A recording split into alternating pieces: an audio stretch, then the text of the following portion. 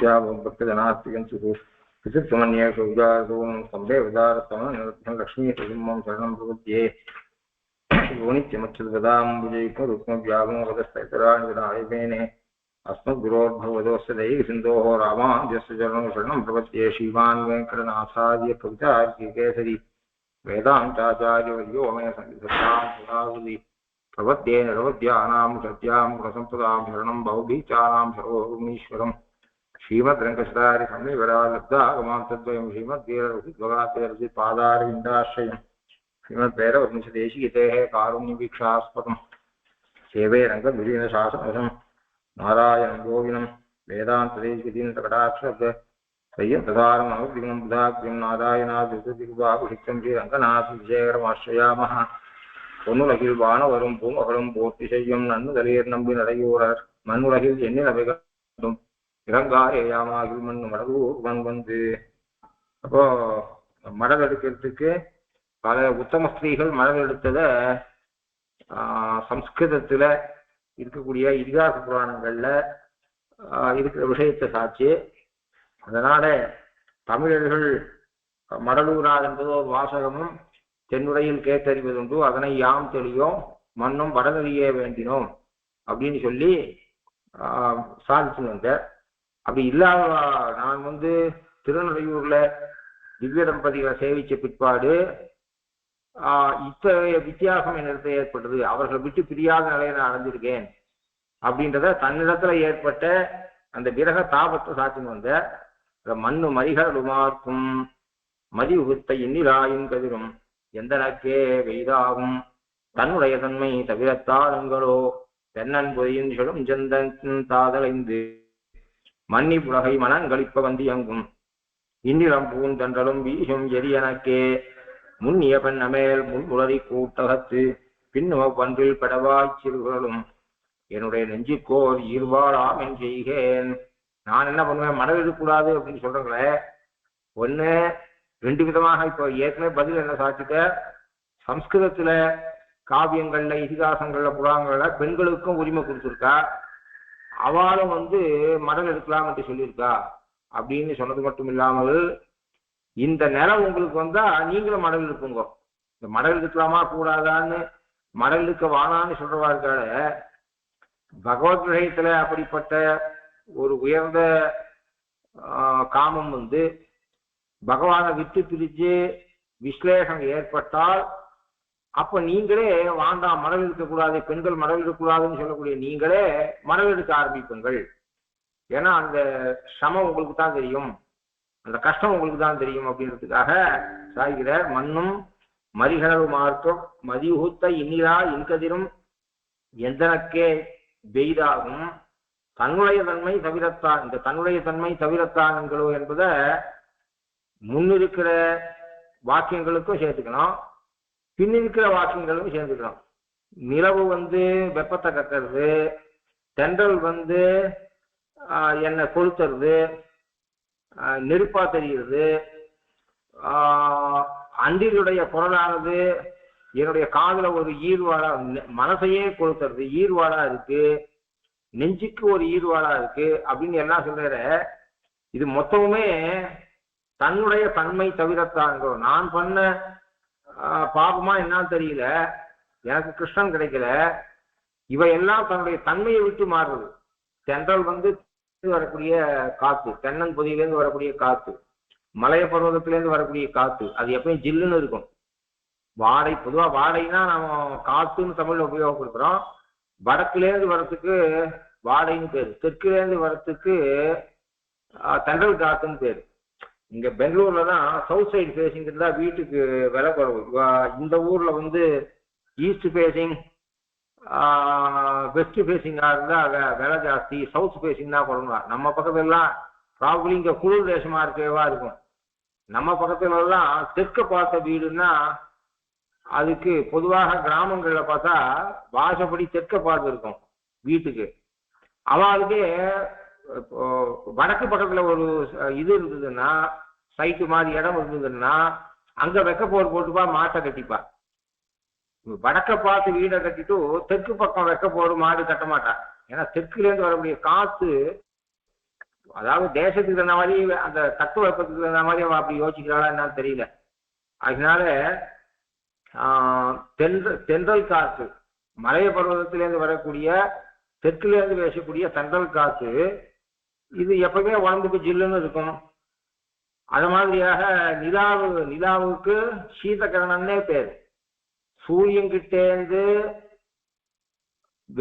சாஸ்திரம் சொல்றது சூரியன் கிட்டேந்து பிரகாசத்தை வாங்கி நிலா நம்ம கொடுக்குறா அப்படின்னு. ஆனா சூரியனுடைய சம்பந்தப்பட்ட வஸ்துக்கள் கூட சுடும். மணல்ல நடக்க முடியாது வெயில் காலத்துல. ஆனா சந்திரன் என்ன பண்றான், மணல்ல கால் வச்சா காவேரி தேர்சாமணும் மத்தியானம் 12 மணிக்கு போய் யாராவது தேர்சாம வர முடியுமா? கொள்ளடத்துல போய் தேர்சாம வர முடியுமா? தேர்சாம வர முடியாதுன்னா சூரியன் ஆக்சுவலா கொள்ளடத்துல ஏதோ மத்தியானம் தீர்த்தம் வாங்கணும் 12 மணிக்கு நீங்க போய் பாருங்க. மேலேந்து சூரியனுடைய கிரணத்தை நம்மளால பொறுத்துக்க முடியும். தலையில ஒரு வெயில கூட பொறுத்துக்க முடியும். இந்த மணலோட சூட்டை நம்மளால பொறுத்துக்க முடியாது. கால் தான் கொப்பளிச்சு போயிடும். ஆனா சந்திரன் என்ன பண்றான், மணலை போல இல்லை, அந்த சூரியனிடத்துல இருந்து வாங்கின வெளிச்சத்தை நமக்கு கொடுத்தாலும் அவன் சீத கிரணம்னே பேர். அவ்வளவு குளிர்ந்த கிரணத்தை கொடுக்குறான். அது எல்லாருக்கும் மனசுக்கு சந்தோஷத்தை ஏற்படுத்துறது. அந்த எலக்ட்ரிசிட்டிலாம் வரதுக்கு முன்னாடி கிராமங்கள்லாம் அடியேதான் சின்ன வயசுல இருந்த போது கூட சூரிய நிலவு இருக்கிற காலத்துல சுக்லபக்ஷத்துல வாசல்ல ஜலத்தை தெளிச்சுட்டு ஒரு கோலப்பாயை போட்டு நடுவாசல்ல படுக்குவா. அந்த காத்து அந்த வெயில் காலத்துக்கு ஆகாசத்துல சூரியன் சந்திரனானவன் ஆகாசத்துல நகரத்தை பார்த்தாலே தூக்கம் வந்துடும் குழந்தைகளுக்கு. அது மாதிரி அவ்வளவு சந்தோஷமா இருக்கும்.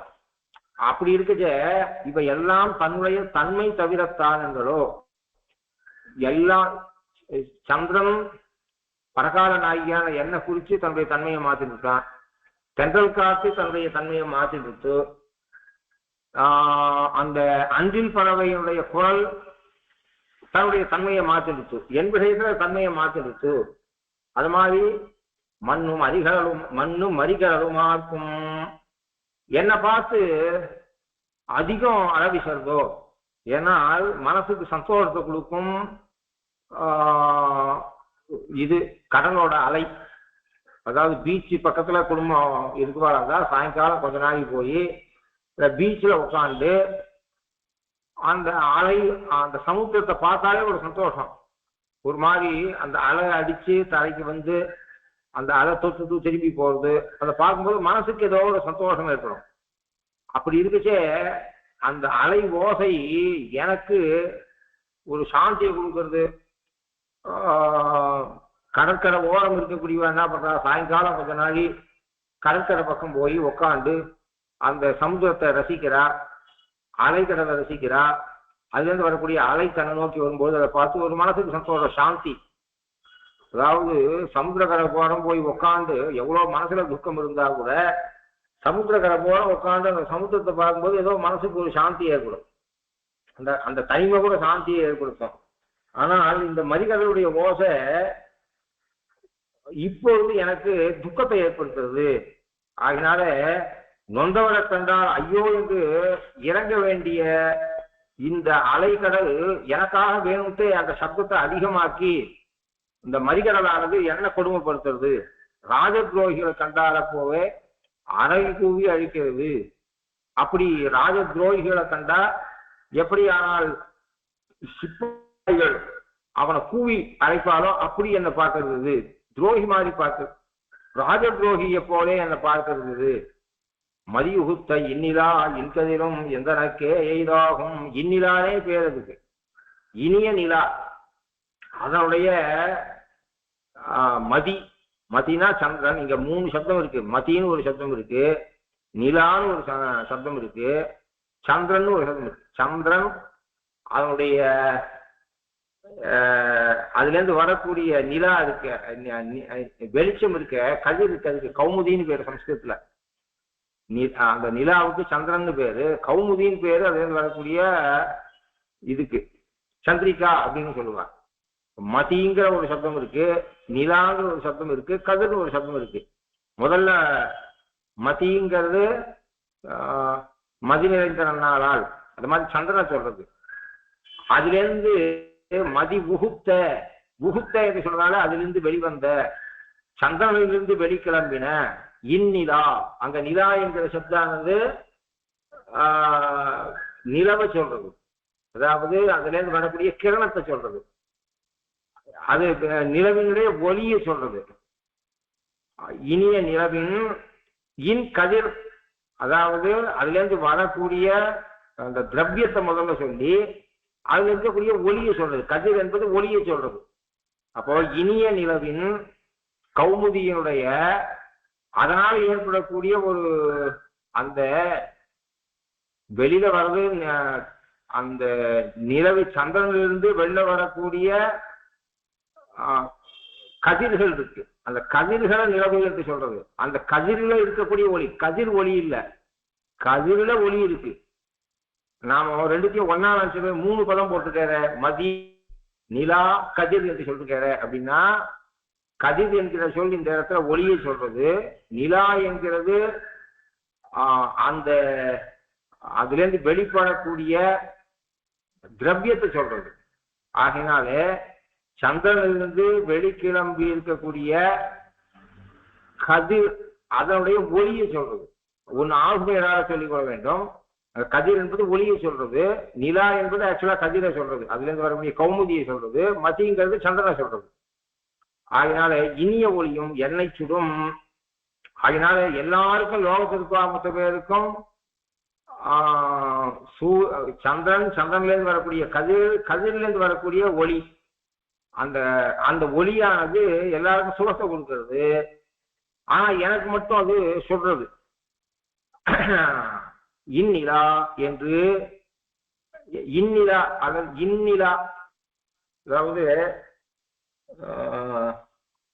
தமிழ்ல தன்னகரனா இருக்கு, 2 சுழினா இருக்கு.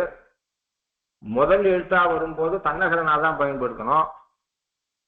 நடுவு எழுத்தாகவோ கடைசி எழுத்தாகவோ சொல்லும் பொழுது 2 சுழினா உபயோகப்படுத்தணும். அதாவது நான் அப்படின்னு சொல்லும் போது தன்னகரனா போடக்கூடாது. நாய் அப்படின்னு சொல்லும்போது முதல் எழுத்து 2 சுழினா போடக்கூடாது. ஆகினால என்ன வேணும் அப்படின்னு சொன்னா, முதல் எழுத்து தன்னகரனா போடணும். நடுவு எழுத்தோ 4 என்று சொல்லும் போதும் நடுவுல தன்னகரனா போடக்கூடாது, 2 சுழின்னு போடணும். இடை எழுத்தோ கடை எழுத்தோ 2 சுழி போடணும். ஒலியில வித்தியாசம் இல்லை, உச்சரிப்பது, அதாவது எழுத்தை உச்சரிக்கும் போது வரக்கூடிய சவுண்ட் இருக்கு, சவுண்ட்ல வித்தியாசம் கிடையாது. ஆனா சந்தி அடையும் போது ஒரு இடத்துல நடுவுல தன்னகரனாக பயன்படுத்துவோம். அதை சூக்ஷத்தை புரிஞ்சுக்கணும். அதாவது ஒரே சொல்லுக்குள்ள அந்த நடுவுல தன்னகரனா வராது, கடைசியில தன்னகரனா வராது. தவிர இந்த நிலா என்று சொல்லும் பொழுது ஈக்கு அப்புறம் தன்னகரனா போடணும். நாய்க்கு முதல் இடத்துல போடக்கூடிய 4 நாய், அதுக்கு போடக்கூடிய நாயகன், அதுக்கு இருக்கிற நாவை போடணும். 2 சுழி நா போட்டா, அதாவது நடுவுல வராதுன்னா இப்படிப்பட்ட இடத்தோட மற்ற இடத்துல நடுவுல வராதுன்னு சூக்ஷம் தெரிஞ்சுக்கணும். இந்நிலா ஈ போட்டு 2 சுழி இன்னு போட்டு நிலா போட்டோம் அப்படின்னு சொன்னா இனிமையான நிலா அப்படின்னு அர்த்தம். இந்நிலான்னு தன்னகரனா 2வது எழுத்த தன்னகரனா போட்டோம் அப்படின்னு சொன்னா இந்த நிலா அப்படின்னு சொல்லுவோம். இந்த நிலான்னா தன்னகரனா போடணும். இந்நிலா அப்படின்னு சொல்லி இனிமையான நிலா என்று சொன்னால் 2 சுழினா போடணும். அதனால 2 பாடமும் இருக்கு. ஒரு சிலர் இந்நிலா கையால காமிச்சு இந்த நிலா அப்படின்னு சொல்ற மாதிரியாக அப்படி பாடபேதமும் இருக்கு. அப்ப இந்நிலா என்று 2 சுழினா போட்டா இனிமையான நிலா, இந்நிலா என்று தன்னகரனா போட்டா இந்த நிலான்னு அந்த பரகால் நாயகி கையால காட்டுறா அப்படின்னு அர்த்தம். இந்நிலாவின் கதிரும் எந்தனக்கே வெய்தாகும், எனக்கு மட்டும்தான் வெப்பத்தை காட்டுறது, மற்றவாளுக்குதான் இல்லை.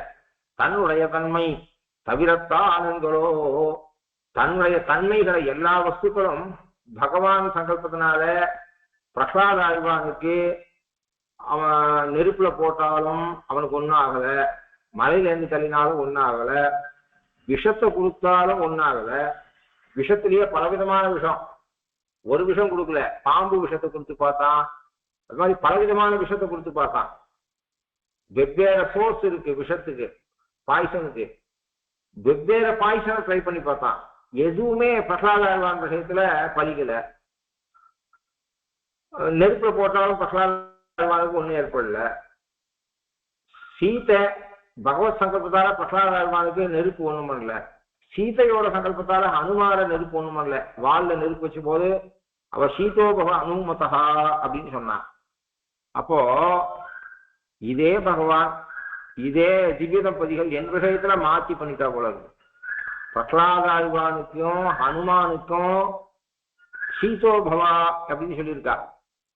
அதாவது நெருப்ப ஒண்ணுன்னு பார்த்தா என்ன வித்தியாசம் எனக்கும் இவாளுக்கும் அப்படின்னா, பிரகலாதாழ்வானுக்கு அனுமானுக்கு நெருப்பு குளிர்ச்சியா இருக்கணும்னு சங்கல்பிச்சிருக்கா.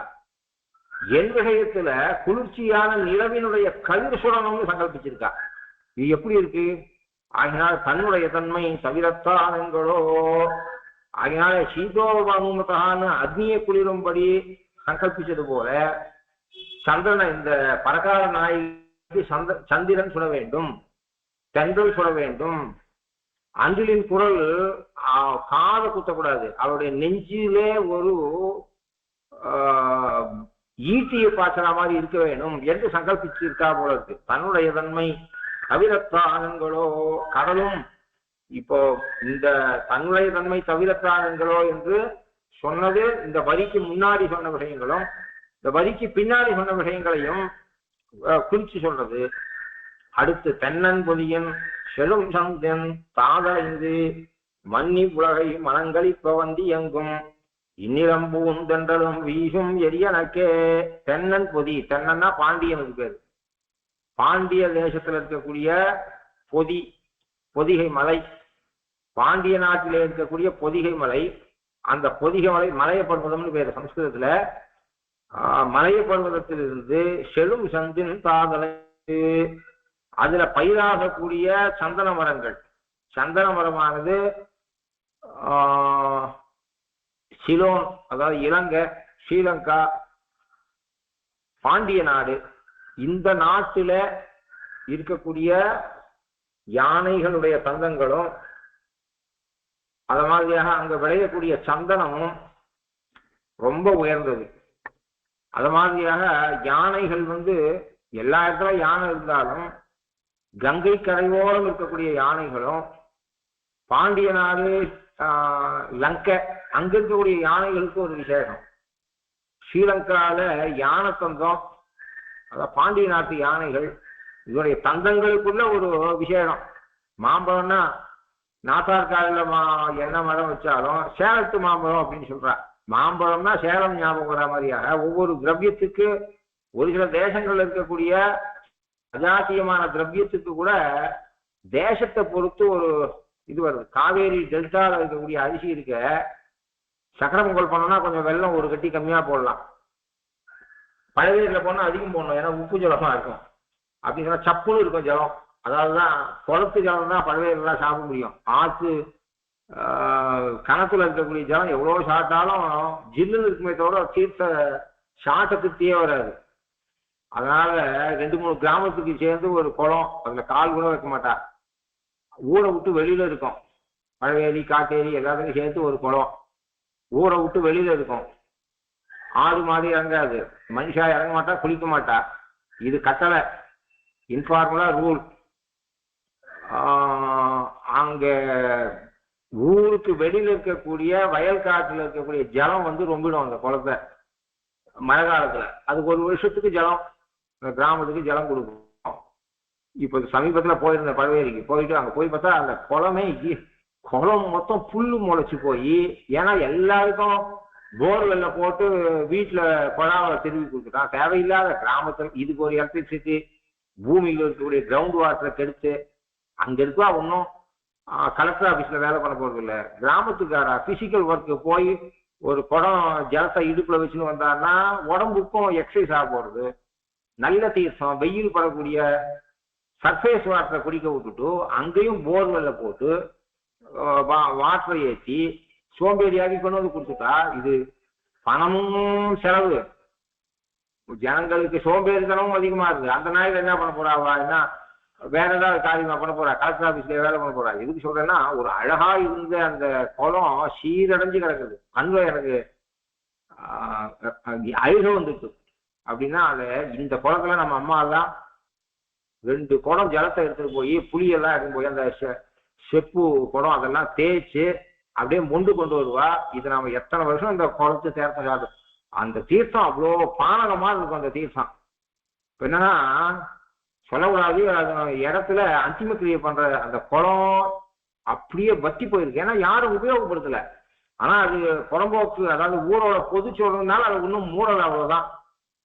அந்த கோணம் வரணும்னா அதுக்கு தூர் வாருவா, எதா பண்ணுவா. கொடாட்டம் வந்தா விட்டு அதுக்கு அக்கறை இல்லை, அது தேவையில்லை அப்படின்னு சொன்னா விட்டு என்ன பண்ணிட்டேன்னா தூர் மண்டி கிடக்குறது. அந்த குளமே அழிஞ்சு போயிருக்கு. பேசாததுக்கு என்ன பண்ணிருக்கான், அந்த குள கரையிலேயே என்ன பண்ணிருக்காங்கன்னா அந்திம கிரியை பண்றதுக்கு 4 லட்சம் ரூபாய் அந்த எம்எல்ஏ எம்பிக்கு ஏதோ ஒரு இது அந்த பில்டிங்கை கட்டி வச்சுட்டு இருக்கான். எப்படி சுத்தி ஒரு மாமரமும் ஆலமரமும் கிளிகள் கத்திண்டு அந்த தீர்த்தத்தை எல்லாரும் சாப்பிட்ட இடம் இப்படி பண்ணிட்டாங்கன்னு அந்த இயற்கையை நாம எப்படி ரசிச்சோம், அந்த இடம் எப்படி இருந்தது, இன்னைக்கு எப்படி இருக்கு, இயற்கையை விட்டு எப்படி மனுஷன் தூரம் போயிட்டு இருக்கான் அப்படின்னு நினைச்சு பார்த்தா தேவையில்லாத ஸ்கீமு. அதுக்காக வேர்ல்டு பேங்க்ல லோன் வாங்கி இவ்வளவு கஷ்டப்பட்டு இப்படி பண்ணியிருக்கா. எதுக்கு சொல்றேன் அப்படின்னா அப்படிப்பட்ட ஒவ்வொரு தேசத்துலன்னு ஒண்ணு. எதுக்கு சொல்றேன் அப்படின்னா ஒவ்வொரு தேசத்துக்குன்னு ஒரு பழவேலாம் கணக்கு ஜலம். அந்த காட்டேரி குளத்து தீர்த்தம் தான் அப்படி இருக்கும், நன்னா இருக்கும், டேஸ்டா இருக்கும். அது அந்த செம்மண் கொஞ்சம் செம்மண் கலரா இருக்கும். ஏன்னா அந்த பூமி எந்த பூமியிலேருந்து அந்த தண்ணி ரொம்ப இருந்தோ மழை காலத்துல அந்த இடம்லாம் கொஞ்சம் செம்மண் மரம்.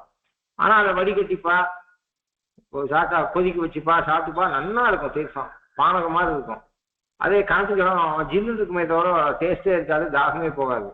அப்போ தேசத்துக்கு தகுந்த மாதிரி எல்லா ஊர்லயும் யானைகள் இருந்தாலும் கங்கக்கரை ஓரம் இருக்கக்கூடிய யானையும் அது மாதிரி லங்கையில் இருக்கக்கூடிய யானைகளுக்குன்னு ஒரு பெருமை உண்டு. அதால்தான் என்ன பண்ணா விபீஷணாருவான், நீ வேணாம்பா நம்ம சீதையை நீ உனக்கு திருப்பி கொடுக்க இஷ்டம் இல்லாட்டா நான் சீதையை கொண்டு போய் ராமருக்கு திருப்பி கொடுக்குறேன்.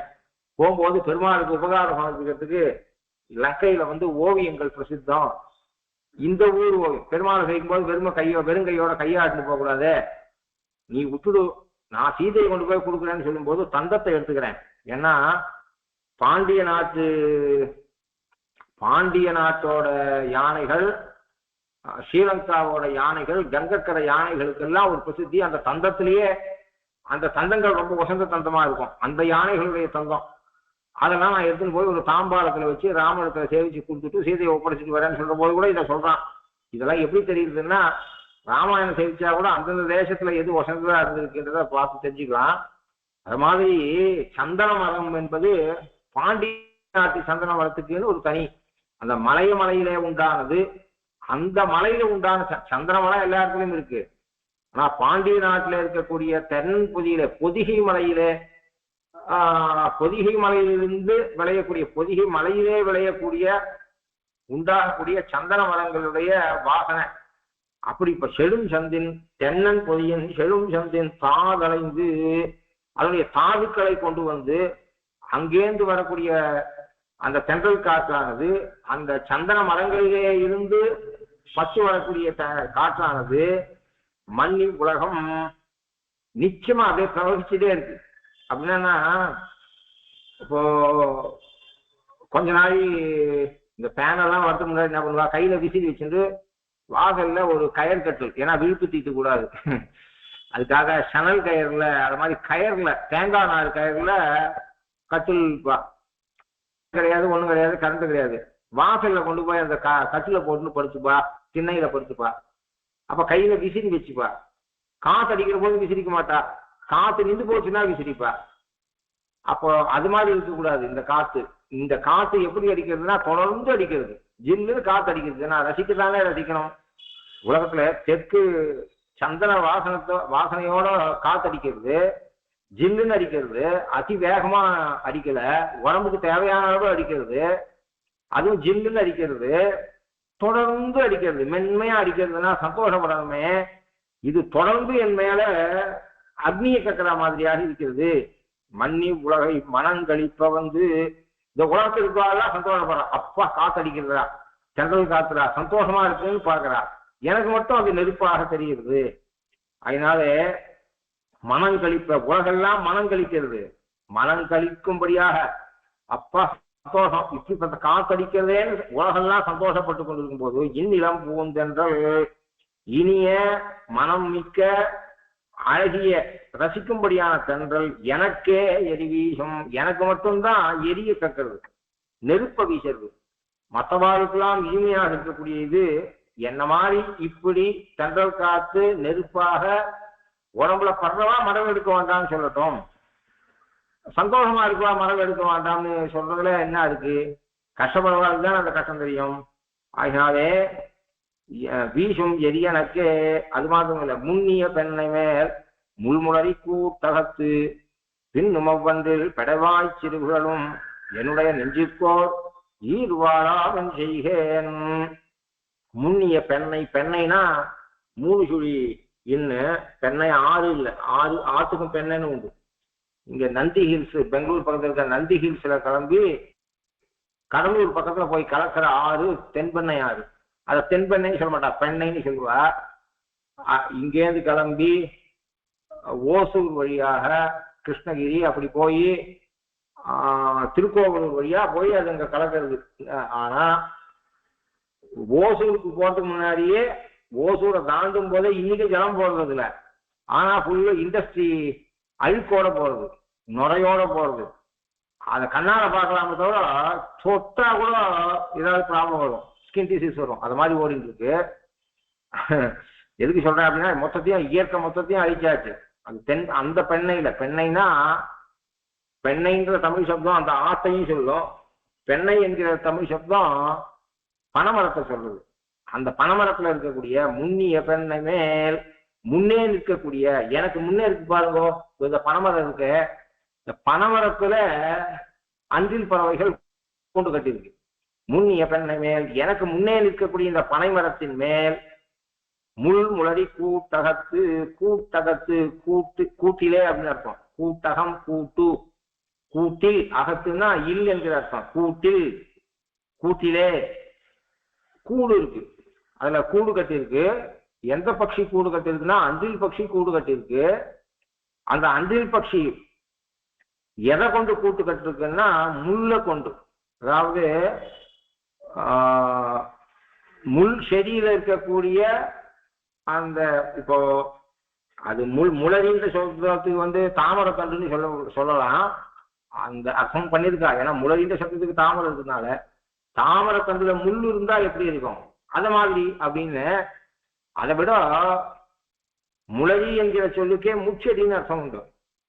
அதாவது இப்போ பெரும்பாலும் தேங்காய் நார்லதான், தேங்காய் நார் மாதிரி இருக்கிற மென்மையான விஷயத்துலதான் கூடு கட்டும். கூடு கட்டி, குரங்கு தவிர எல்லாம் கூடு கட்டி வாழக்கூடிய குரங்கு இவ்வளவு புத்திசாலி.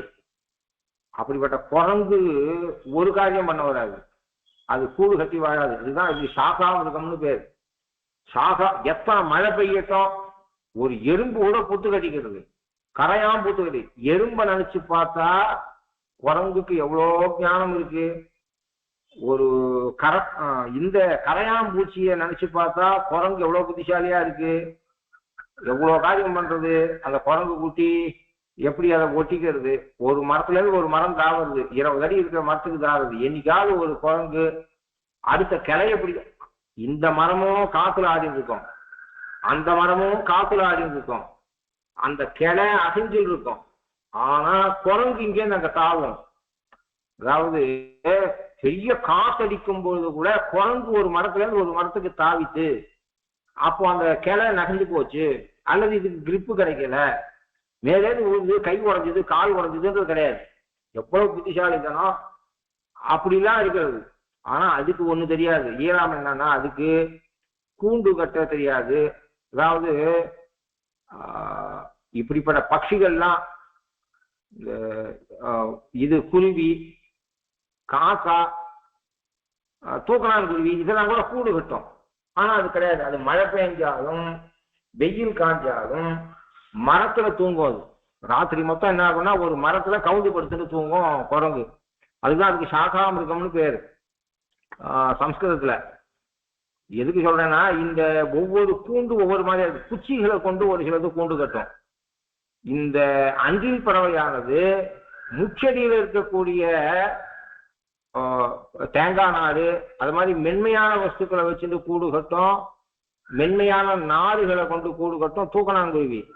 இது குச்சிகளை கொண்டு கட்டும், ஈவன் முள்ளு குச்சியை வச்சு கூட அது பனிக்கா கட்டும், ஆனா அந்த முள் அதை குத்தாது. அப்படி வீடு கட்டி கொள்ளக்கூடியது. முள் முளரி கூட்டகத்து, அது கூட்டம் கூட்டமா வாழறது.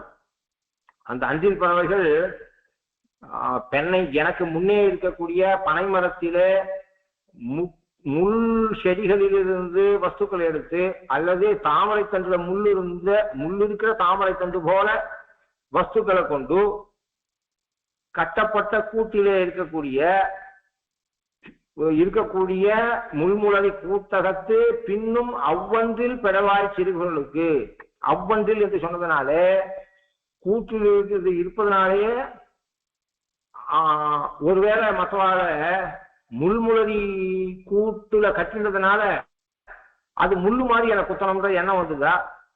அப்படிப்பட்ட பின்னும் அப்படின்னா பின்னாடி, அப்புறம் பின்னும் அவன் என்ன சொன்னான் அப்படி இல்லை, பின்னும்னா பின்னி கொண்டிருக்கிற, பின்னும் அவ்வன்றில் ஆணும் பெண்ணுமாக. அந்த அன்றில் பறவைகள் நியதம் மனிதர்களை போல, ஒத்தனுக்கு ஒத்திதான் மனைவி. இங்கேயாவது இவனாவது திருட்டுத்தனத்தினால தப்பு பண்ணுவான், அந்த பட்சி தப்பே பண்ணாது, அது நியதம் தான். ஒரு அன்றில் பட்சி, ஒரு அன்றில் ஆண், இது ரெண்டும் ஒன்னோட ஒண்ணு வாழும். அந்த ஆண் பறவைய இழக்க நேர்ந்தால் அந்த பெண் அன்றில் செத்து போயிடும். அந்த அளவுக்கு ராமனும் சீத்தையும் போல ஏகபத்னி விரதத்துக்கு கூட அதை சொல்லுவா. இன்னொன்னு, ஒரு நாள் கூட பிரிஞ்சு வாழாது. ராத்திரி தூங்கும்போது கூட ஒரு அன்றிலோட வாய் ஆண் அன்றிலோட வாய் பெண் அன்றிலோட வாயை கோத்து கொண்டு தூங்கும். இது ஒன்னு வாயை ஒண்ணு கவ்விண்டு தான் தூங்கக்கூடிய பட்சி அது. அப்போ அவ்வொன்றில் பெடைவாய், பேடை அது பெண் பட்சியை சொல்றது. ராத்திரி இந்த தென்றல் கணவனோட சேர்ந்து இருக்கிற பெண்ணுக்கு சந்தோஷத்தை கொடுக்கும், தென்றல் காத்து கணவனோட சேர்ந்து இருக்கிற பெண்ணுக்கு சந்தோஷத்தை கொடுக்கும். வீட்டு பக்கத்துல பனைமரம் இருந்தால் அந்த பனைமரத்துல இருக்கக்கூடிய ஆணன்றிலும் பெண்ணன்றிலும் கலவி பண்ணும்பொழுது அந்த பெண்ணன்றின் வாயிலிருந்து அந்த சந்தோஷத்தால கணவனோடு ஆண் பறவையோடு சேர்ந்து இருப்பதனாலே ஏற்படக்கூடிய சந்தோஷத்தின் மிகுதியாலே இதெல்லாம் அந்த சுற்றெழுத்து காட்டுது. அன்றில் பெடைவாய் சிறுகுறலும் என்று சொல்றதுனால குறிப்பா காட்டுறார் ஆழ்வார். அந்த ஆண் பறவையோடு கலவியில் இருக்கக்கூடிய அந்த பெண் பறவைக்கு சந்தோஷத்தினாலே அது எழுப்பக்கூடிய ஒலி, அந்த ஒலி என்ன பண்ணும், சேர்ந்து இருக்கிற ஆண் பெண்ணுக்கு சந்தோஷத்தை கொடுக்கும். ஆனால் அது என்னுடைய நெஞ்சுக்கு பகவானை பிரிஞ்சிருக்கக்கூடிய என்னுடைய பின்னும் ஒண்ணுக்கொண்ணு வாய் அழகை பின்னிக் கொண்டு இருக்கக்கூடிய கலவி இன்பம், அவ்வொன்றில் கலவி இன்பம் அனுபவித்துக் கொண்டிருக்கக்கூடிய காலத்திலே அவ்வொன்றில் என்கிற சுற்றெழுத்து கலவியில ஈடுபட்டுகின்றதை காட்டுறது. பேடை வாய்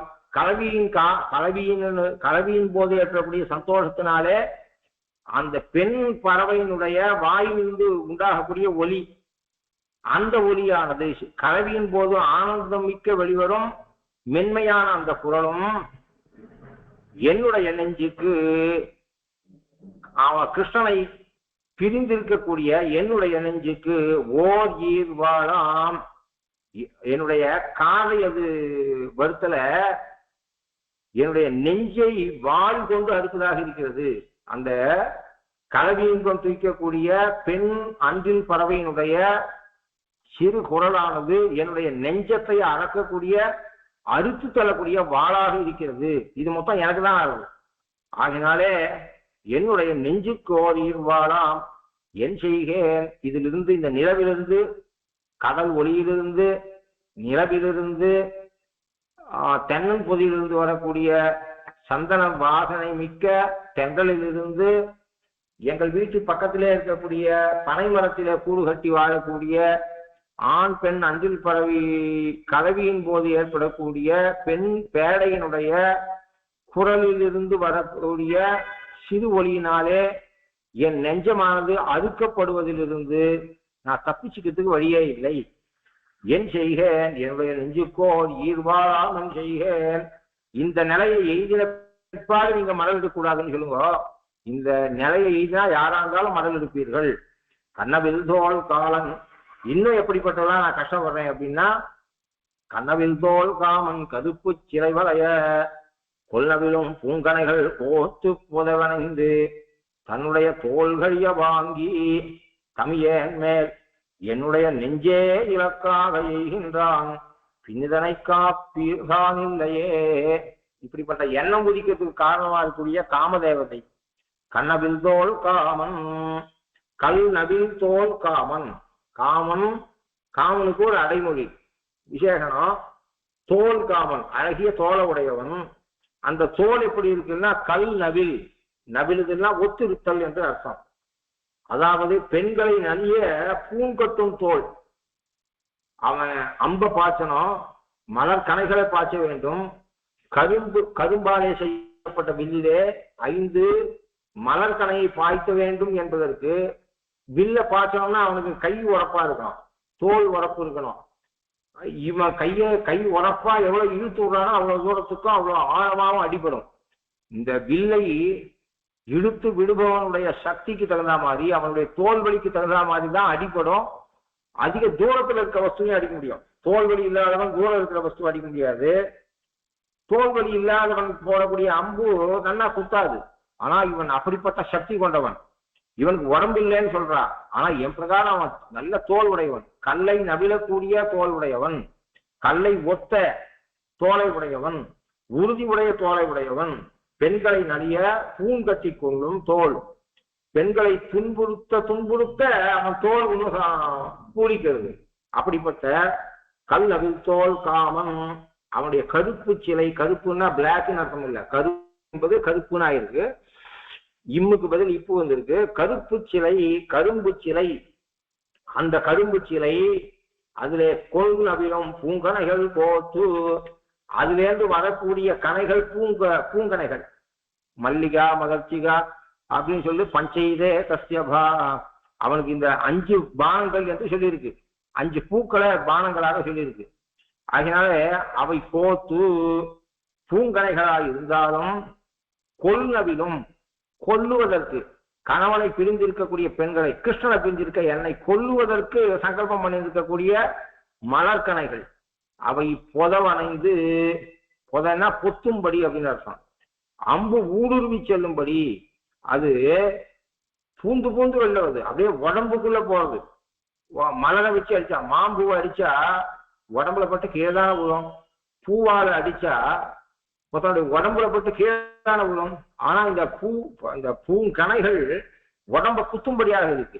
புதவணைந்து பொத்தலாம்படி அணைந்து தன்னுடைய தோல் கைய வாங்கி, அதுவும் என்ன பார்த்தா ரொம்ப அவனுக்கு கோபம் அதிகம் போல இருக்கு, வருத்தத்துக்கு. தன்னுடைய மற்றவாளுதான் இப்படி போடுறான், எனக்கு மட்டும் இப்படி போடுறான். அதாவது தன்னுடைய தோல் கைய வாங்கி இப்படி நேர வச்சுட்டு கூட அம்ப போடலாம். இப்படி காது வரை வலது கையில இப்படி பிடிச்சு ரொம்ப நீளம் அந்த நாணை இழுத்து இந்த கால் வரை போகும்போது இந்த மாறானது, புருஷனுடைய மாறானது விரிவடையும், சுருங்கி இருக்காது. தன்னுடைய தோல் கைய வாங்கி கையை எவ்வளவு தூரம் இருக்கிறானோ அவ்வளவு தூரம் அந்த வில்ல பாய்ச்சக்கூடிய மார்பு விரிவடையும். இந்த பரகால நாயை கஷ்டப்படுத்தணும் என்பதற்காக வெறும் அந்த பூங்கனையை கோத்து அடிக்கும் பொழுது கூட இடது கைய ரொம்ப நீளத்துல வச்சுட்டு வலது கையில 5 கணைகளை பூட்டி அந்த நாணை நன்னா இழுக்கிறான். ரொம்ப தூரம் அந்த வலது கை எவ்வளவு தூரம் போக முடியும் அவ்வளவு தூரம் இழுக்கிறான். அப்பொழுது அவருடைய மார்பு விரிவடைகிறது. அப்படி மார்பு விரிவடையும்படியாக என் மேல அம்பப்பாச்சி தன்னுடைய தோல் கைய வாங்கி, நாளை தோல் வரை இழுத்து வாங்கி, தமியே என் மேல், தமியன்னா தனியா இருக்கிறவர், தவிக்கக்கூடிய என் மேல், தனிமையிலே தவித்துக் கொண்டிருக்க என் மேல் தமியே என் மேல் என்னுடைய நெஞ்சே இலக்காக, உடலை இலக்காக்குறவன் நெஞ்சை இலக்காக்கி, இந்த தனி வீரன் தோழாத தனி வீரன் தொழுத கோயில் துணையாக வீரனுக்கு துணையாக கோயில். இவன் ஒரு தனி வீரன், ராமனுடைய வீரத்தையும் விஞ்சிடும். அப்படிப்பட்ட இவன் ஒரு தனி வீரன், என்னுடைய நெஞ்சே இலக்காக. இவன் டார்கெட் என்னுடைய மனசு மட்டும்தான், மற்றவருடைய மனசு இல்லை. எய்கின்றான், எய்தான் இல்ல, எய்கின்றான். இந்த நிகழ்காலம் என்ன சொல்லணும்னா தொடர்ந்து பண்றதையும் காட்டும். நிகழ்காலத்துக்கு இப்ப பண்றதுன்றது மாத்திரம் இல்ல, இந்த குழந்தை அழுகிறது அப்படின்னு சொன்னா அழுதுண்டே இருக்கு அப்படின்னு அர்த்தம். அழுது அழும் அப்படி இல்லை, அந்த நிகழ்காலத்துக்கு இப்ப அழுதுன்றது மாத்திரம் இல்லை, எப்ப பார்த்தாலும் அழுதுன்னு இருக்கு அப்படின்னு அர்த்தம். அப்போ பிரசன்ட் கண்டினியூஸ் சொல்ற மாதிரி பிரசன்ட் டென்ஸுக்கே அந்த சக்தி உண்டு. எய்கின்றான் என்ற நிகழ்காலம் என்று இருக்கிறது, எய்து கொண்டே இருக்கிறான் அப்படின்னு அர்த்தம். அதனாலே ஓயவில்லை, ஓயாமல் பாய்ச்சி கொண்டிருக்கிறான்.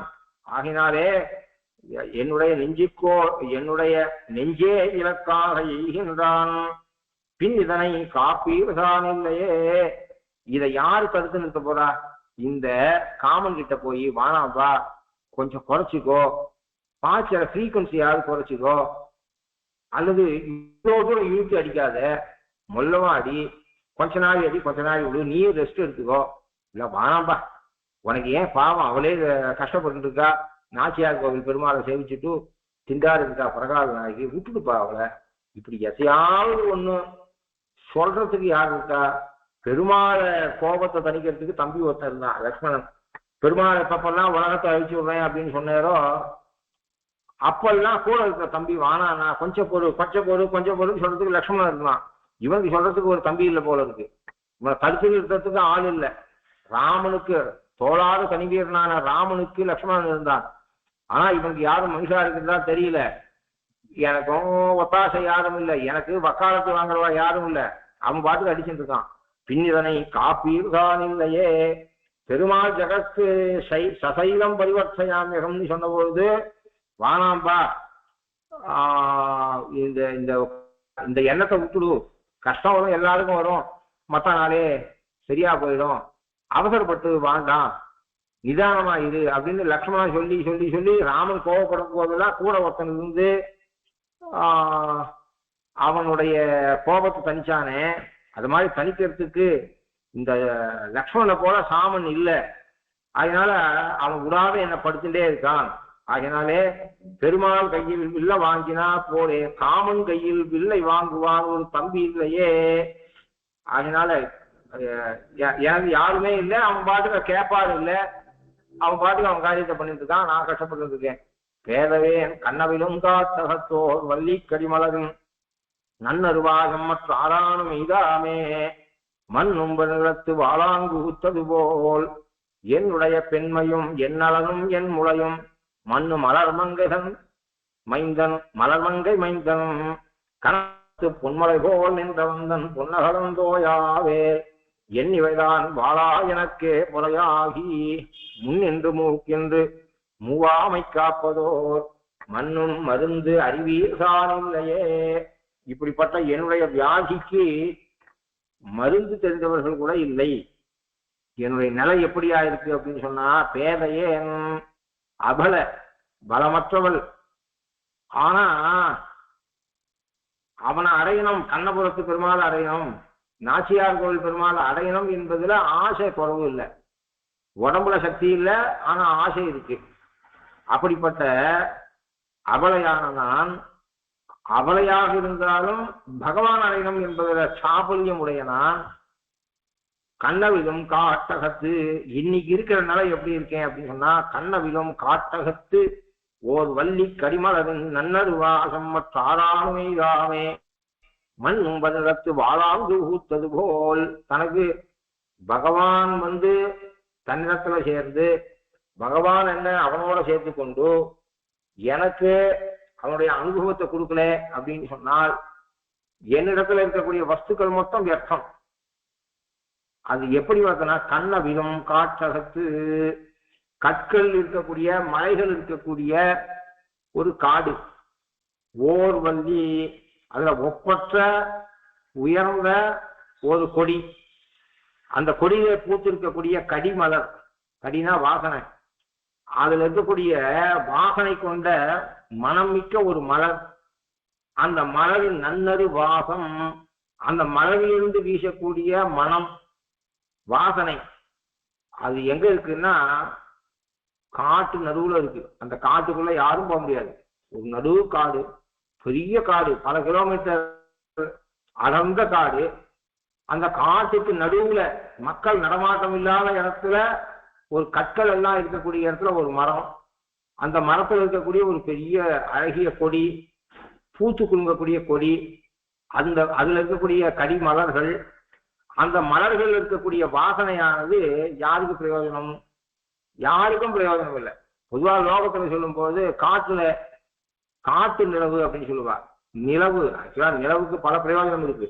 இந்த சாஸ்திர பிரகாரம் நிலவோட ஒளியினால ஸ்டார்ச் தயார் பண்றதுக்கு சூரிய கிரணம் வேணும். சூரிய கிரணம் இல்லைன்னு சொன்னா உலகமே அழிஞ்சிடும். ஏன்னா சூரிய கிரணத்தினாலதான் ஸ்தாவரங்கள் எல்லாம் உணவு தயாரிக்கிறது. சூரிய கிரணம் இல்லாட்டா போயிடும்.